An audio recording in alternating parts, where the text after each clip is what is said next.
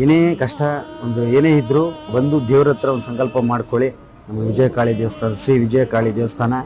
So ನೋಡಿ ಅಮ್ಮನವರು ಹೆಂಗೆ ನಮ್ಮ ಕಷ್ಟಗಳನ್ನು ನೋಡ್ತಾ ಇದ್ದಾರೆ.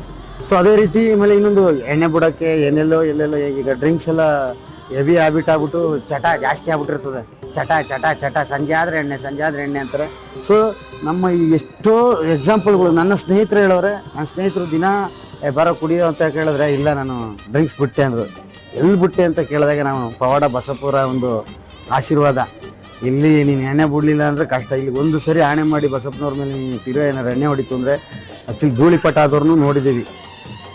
ಇಲ್ಲಿ ಪವಾಡ ಮತ್ತು ಎಲ್ಲ ಒಂದು ಸತ್ಯಗಳು ಇಲ್ಲಿವೆ. ಬನ್ನಿ ಈ ಕ್ಷೇತ್ರಕ್ಕೆ.